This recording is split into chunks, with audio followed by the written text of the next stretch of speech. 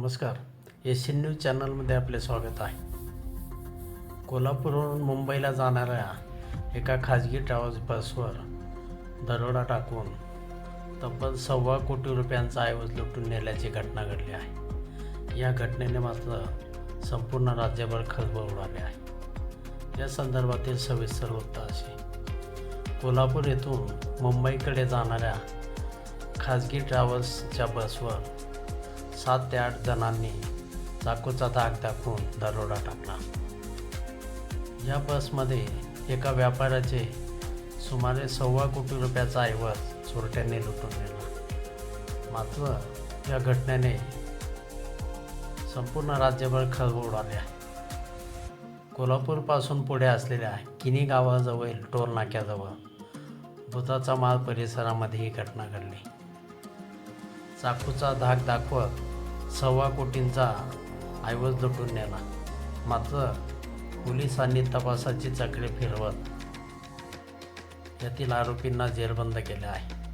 खाजगी बसवर दरोडा पडल्याचा कळताच कोल्हापूर पोलिसांनी तातडीने तपासाची चक्रे फिरवली. स्थानिक CCTVच्या मार्फत घटनेचा तपास सुरू केला. तसेच संबंधित बसचा चालक आणि वाहक यांच्याकडे माहिती घेण्यासाठी पोलिसांनी तपासणी केली.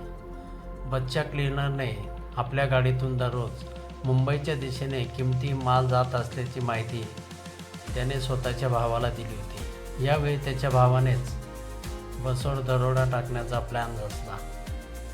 या कटाचा मुख्य सूत्रधार कदम नामक एक व्यक्ती होता. याच्याच मार्गदर्शनाखाली 7 ते 8 जणांनी नियोजनबद्ध पद्धतीने बसवर दरोडा टाकला आणि मुद्देमाल लंपास केला. मात्र या सर्व प्रकाराने कोल्हापूर हजून गेले.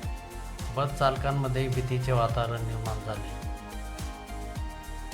कोल्हापूर येथून मुंबईकडे जाणारी अशोका कंपनीची खाजगी ट्रॅव्हल्स बस MS09 GJ 7272 ही मध्यरात्रीच्या सुमारास कोल्हापूरवरून मुंबईकडे जाण्यासाठी निघाली होती. याच वेळी किनी गावाजवळ तावडे हॉटेलजवळ 3 अनोळखी व्यक्ती या बसमध्ये चढल्या.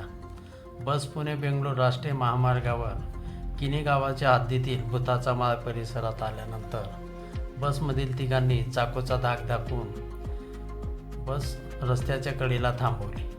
पाठीमागून 6 ते 7 जणांनी सिनेस्टाईल पद्धतीने बसचा पाठलाग केला.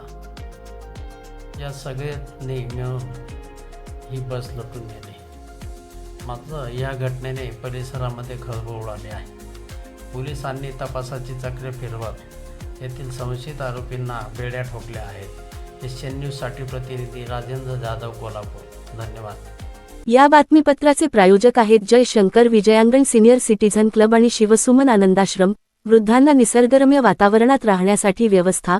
मुक्त विद्यापीठ रोड, गंगापूर गावाजवळ, गोवर्धन, नाशिक. संपर्क 8888947979.